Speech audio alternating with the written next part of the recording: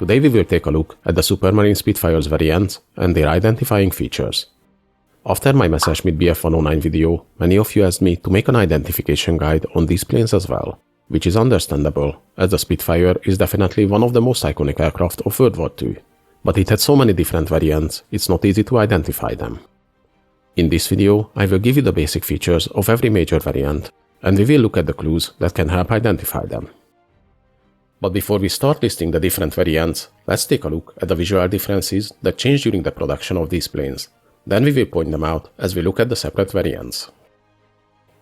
Since many Spitfire models use the same airframes, sometimes identifying the engines could help us decide what variant we are looking at. The main giveaway could be the exhaust on these planes, with the early Merlin engines in the Mk I, II, most of the Mk Vs, Mk VI and Mk XIII models using the original three-stack exhaust. The later Merlin engines installed in the Mk VII, VIII, IX, X, XI or XVI models use the newer six-stack exhaust variant.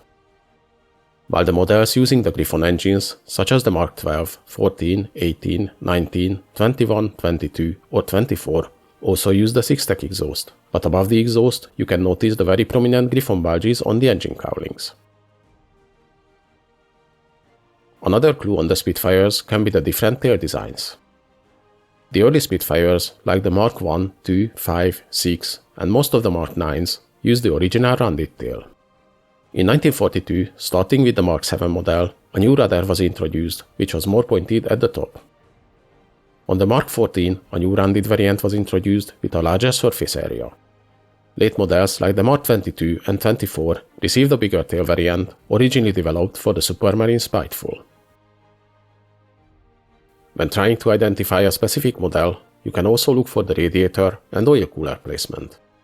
The early Mk I and Mk II models used an asymmetric setup with the radiator on one side and a U-shaped oil cooler on the other.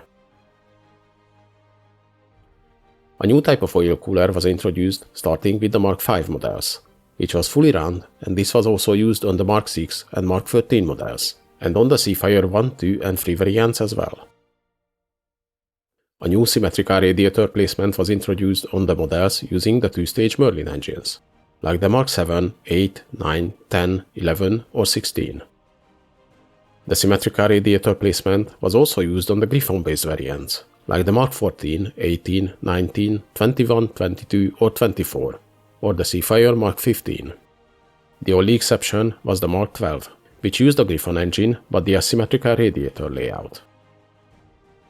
The Spitfires also used several different wing types, the original elliptical ones, the shorter style on dedicated low-level interceptors, longer wings with pointed ends on high-altitude variants, and finally the late model redesigned wings. Let's keep in mind though that many models were built with both the normal, long and short wings. Finally, the Spitfires featured three different types of canopies. The early model flat one, which was first modified with a bulge on the top, but still featured flat sides. It was followed by the similar sliding design, but with bulges on the side as well, to allow for more head movement and increase visibility. And finally, the last bubble canopy. Now we know the basic differences, so let's start looking at the variants of the Spitfire, starting with the Mk I. These were the first production models using the Merlin II and Merlin III engines. The first batch featured the original flat top canopy, which later received a bulge on the top. Their armament was either 8 7.7mm machine guns on the A models, or 2 cannons and 4 machine guns on the B models. 1,566 units were built. They can be identified by the elliptical wings, the three-stack exhaust, the canopy was either flat or had a bulge on the top, the round rudder, and the asymmetrical radiator placement and semicircular oil cooler. The next variant was the Mk II.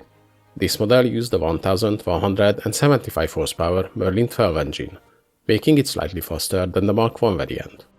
The only visual difference between the Mk I and Mk II was a small bulge on the right side of the engine cowling on the Mk II model. Its armament was similar to the Mk I, with either machine guns on the A model, or 2 cannons and 4 machine guns on the B models. 750 Mk IIA and 170 Mk IIB models were built. Their identifying features are the same as on the Mk I models, with the elliptical wings, the three-stack exhaust, flat or bulged canopy, the round tail, and the asymmetric radiator placement with the semicircular oil cooler, plus the small bulge on the right side of the engine cowling. The following Mk III model was a single prototype, using the 1280 horsepower Merlin 20 engine and featured shorter wings. Though eventually this variant was cancelled as the engines were diverted to the Hurricane production, but many of its features returned on later models, like the retractable tail wheel and most importantly the so-called C-type universal wing, which could fit both machine guns and cannons. It can be identified by the short wings, the three-stack exhaust, flat canopy, round tail, and the asymmetric radiator placement, but now with the fully round oil cooler. The Mk IV was again an experimental variant, when two prototypes were equipped with single-stage 1735 horsepower Griffon engines. Later these models entered production as the Mk XII variant. These can be identified by the six-stack exhaust, the large Griffon bulges on the engine cowlings, and another center bulge for the magneto. They also featured the asymmetrical radiator placement. These models were tested with both the original round and the pointed tail design. The following Mk V was the most numerous Spitfire model. Their fuselage was strengthened and they used the Merlin 45, 46, 50, 55, 55M or 56 engines. Initially they featured similar armament as the earlier models, with either machine guns or cannons, but during production they received the C-type wings, which could accommodate both the machine guns and cannons, so the C variants usually carried 2 cannons and 4 machine guns. The total numbers built were 94 A variants, 3,923 B variants, and 2,447 C variants. They can be identified by the elliptical wing, three-stack exhaust, flat or later bulged canopy, round tail, and they still had the asymmetric radiator placement, but now the fully round oil cooler. The Mk V had an experimental floatplane variant as well. 3 of these were built, and they featured floats instead of landing gear and a modified tail. The following Mk VI model was developed against the high-flying German bombers as a high-altitude interceptor, with the 1415 horsepower Merlin 47 engine, a pressurized cockpit, and longer pointed wings. The armament on the Mk VI was 2 20mm cannons and 4 machine guns. 100 units were built from this variant. Identifying features are the longer pointy wings, three-stack exhaust, Malcolm hood, round tail, the asymmetric radiator placement with the round oil cooler, and an extra air scoop on the right side of the engine bay for the pressurization.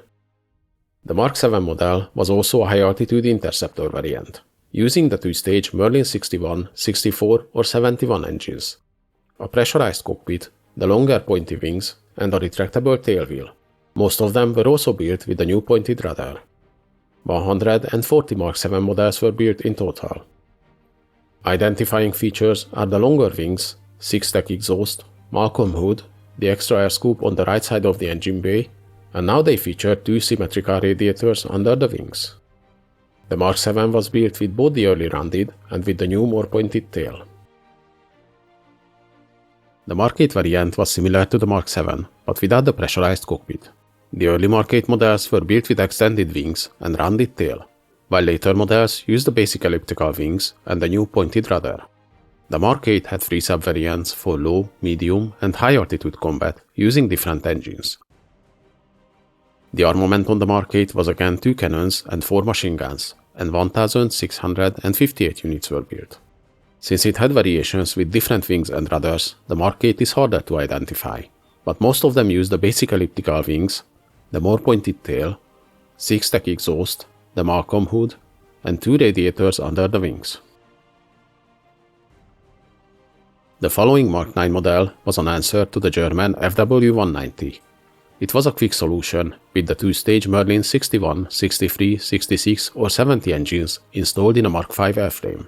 Their armament consisted of either 2 20mm cannons and 4 7.7mm machine guns, or later with the new so-called E-wing, 2 cannons and 2 50 caliber machine guns. Just like the Mk VIII models, the Mk IX also had low, medium, and high altitude variants using the same Merlin 63, 66, and 70 engines. The different variants also use different wings. Short one for low altitude, the basic elliptical wings for medium altitude, and extended wings for high altitude. A total of 5,665 units were built. The most common Mk IX models can be identified by the elliptical wing, the 6-stack exhaust, Malcolm hood, the round tail, and 2 symmetrical radiators. Later models featuring the E-type wings can be identified by the pair of cannons and machine guns. The next Mk X model was a high-altitude photoreconnaissance variant, with a pressurized cockpit and used the Merlin 77 engine. Only 16 units were built from this variant. They can be identified by the elliptical wings, the 6-stack exhaust, the extra air scoop for the pressurization, the pointed tail, the canopy without armored windscreen, and the big oil tank in the front, a clear sign this is a long-range reconnaissance variant. The following Mk XI was similar to the Mk X, but without the pressurized cabin. 461 were built from this model. Identifying features are the same as on the Mk X, with the elliptical wing, the 6-stack exhaust, the pointed tail, the canopy without armored windscreen, and a big oil tank, but the extra air scoop on the right side was deleted.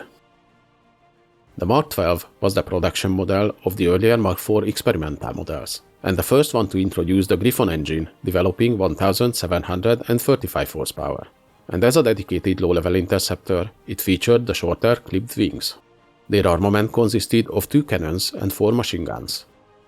Their identifying features are the clipped wings with square ends, the 6-stack exhaust, the large Griffon bulges on the engine cowlings, 1 center bulge for the magneto, the Malcolm hood, the pointed tail fin, and they used the asymmetric radiator placement like the early Merlin-powered variants. 100 units were built in total. The Mk XIII model was a dedicated low-level photoreconnaissance aircraft based on the Mk V, but with a 1,620 horsepower Merlin 32 engine. Unlike some other photoreconnaissance variants, this model carried 4 7.7mm machine guns. 26 units were built from this variant. Because these were converted from the Mk V variants, their identifying features are the same. Elliptical wings, 3-stack exhaust, flat canopy, round tail, asymmetric radiator placement with the round oil cooler, and of course the camera placement, which is easy to spot on the left side and the bottom. The Mk XIV models featured the Griffon engine with a 2-stage supercharger, boosting its power to 2,050 horsepower, driving a 5-blade propeller. The airframe was based on the Mk VIII, but it was redesigned and strengthened. Initially they carried 2 cannons and 4 machine guns, but later they received a new E-wing with 2 cannons and 2 50 caliber machine guns. 957 units were built from this variant. These models are easy to identify as they were very different from earlier variants. The most obvious features are the new engine was mounted further forward, it needed more cooling, so the underwing radiators became larger and deeper, and it had a 5-blade propeller. This model also introduced a new larger rudder to compensate for the stronger engine. Many of the Mk XIVs featured the bubble canopy, but many still had the Malcolm hood. And of course we can see the 6-stack exhaust and the large Griffon bulges on the engine cowlings. The Mk XVI was basically a Mk IX with an American-made Packard Merlin 266 engine. All the Mk XVI models were designated as low-altitude fighters, and most of them were built with the clipped wings, pointed tail, and the bubble canopy. 1,054 units were built from this variant. The most obvious giveaway is the new engine cowling, which was modified to fit the different intercooler on the Packard engine, and because of that, it featured a noticeable bulge on the top. Other visual clues are the pointed tail, 6-stack exhaust, and most of these models featured the bubble canopy and the E-type wings with 2 cannons and 2 machine guns. The Mk XVIII replaced the Mk XIV in production, and it featured a fully redesigned airframe built around the Griffon engine. It featured a bubble canopy, extra fuel tanks in the wings, used the E-type wings, and had the larger rudder. 300 units were built from this variant. Identifying features are the 20 cm longer fuselage, the 5-blade propeller, bubble canopy, the E-type wings with 2 cannons and 2 50 caliber machine guns, and the large rudder introduced on the Mk XIV variant. And of course we can see the 6-stack exhaust and the large Griffon bulges on the engine cowlings. The Mk XIX model was a photoreconnaissance modification of the Mk XIV variant. These planes didn't carry armament and they didn't have armored windshields. 225 were built from this variant. Identifying features are the 6-stack exhaust, Griffon badges on the engine cowlings, 5-blade propeller, large tail, the round windshield without armor protection, and no armament. The Mk XX models were just the two experimental Griffon engine Mk IVs.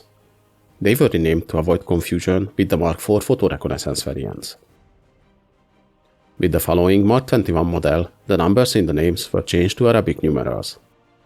This variant was a big redesign of the Spitfire, using the Griffon 61 or 64 engines, and a few of them were fitted with the 2375 horsepower Griffon 85 engine, with two counter-rotating propellers. On these models, the Spitfire's signature elliptical wings were changed to a new design, with blunt tips and almost straight leading edges. This new wing featured larger control surfaces and was overall stronger and carried 4 20mm cannons. The fuselage was also stronger and heavier than earlier models. 122 units were built from this variant. Identifying features are the conventional bulged canopy, large tail, 6-stack exhaust, the Griffon badges on the engine cowlings, the 5-bladed propeller, and the new wing design which featured 4 cannons and now the wheels were fully covered. The Mk XXII model was basically an upgraded Mk XXI, with a bubble canopy and the even bigger new tail design, originally developed for the new Spiteful fighter. From this model, 278 were built. Identifying features are the bubble canopy, new large tail, new wing design with 4 cannons, 5-bladed propeller, 6-stack exhaust, and the Griffon badges. The Mk XXIV was the last production Spitfire model, basically similar to the Mk XXII, but had extra fuel tanks in the wings and featured the new short-barreled Mk V cannons and other small modifications. Identifying features are the same as on the Mk XXII. The bubble canopy, large tail, new wing with 4 cannons, 5-bladed propeller, 6-stack exhaust, and the Griffon badges. But the giveaway for the Mk XXIV are the hardpoints under the wings to carry rockets. And now let's take a quick look at the Seafire variants. The Mk IB was the first naval conversion, based on the Spitfire Mk V.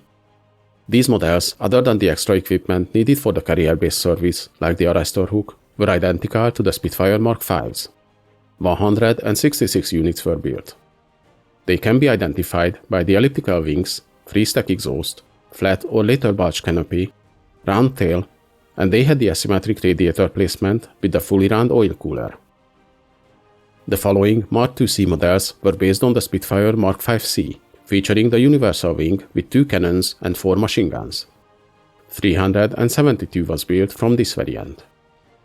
These models still didn't feature folding wings, and they were identical visually to the Spitfire Mk V's, with the elliptical wings, 3-stack exhaust, conventional canopy, round tail, and the asymmetric radiator placement. The F Mk III and L Mk III models were still based on the Spitfire Mk V, but now they featured the Merlin 55 engines, 4-bladed propellers, and they finally received folding wings. Identifying features are the elliptical wings, which could now be folded after landing, 3-stack exhaust, 4-bladed propeller, conventional canopy, round tail, and the asymmetric radiator placement. The Mk XV models were built to make use of the more powerful Griffon engines. They used the Seafire Mk III airframe with the folding wings, the larger pointy tail from the Spitfire Mk VIII, and a single-stage Griffon engine. Though they had a single-stage supercharger, they featured symmetrical radiators. They can be identified by the 6-stack exhaust, the Griffon badges on the engine cowlings, the newer pointy tail, 4-bladed propeller, Malcolm hood, and symmetrical radiators. The Mk XVII models were similar to the Mk XV, but the engine had more takeoff power and they featured the bubble canopy and a stronger, taller landing gear. Identifying features are the 6-stack exhaust, the Griffon badges on the engine cowlings, bubble canopy, pointy tail, and symmetrical radiators. The Mk 45 was developed to answer a need for high-altitude fighters, as so far all the Seafires were built with single-stage superchargers. It was based on the new Spitfire Mk XXI, using the 2-stage Griffon engine and featuring the new late-model wings. They were modified for carrier use, but otherwise they were similar to the Spitfire Mk XXI, and they did not have folding wings. 50 units were built from this variant.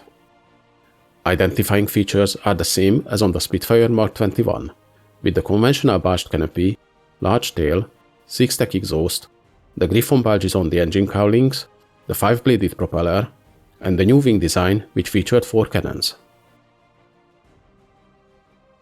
The Mk XLVI model was similar to the Mk XLV, but featured a bubble canopy, the bigger spiteful tail, and counter-rotating propellers. Only 24 units were built from this variant.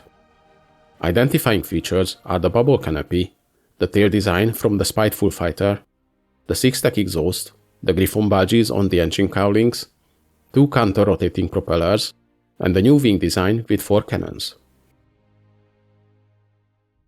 After the Mk XLV and XLVI, which were converted to carrier use without folding wings, the Mk XLVII was a proper carrier-based fighter, using all the best features from its predecessors, but now featuring folding wings.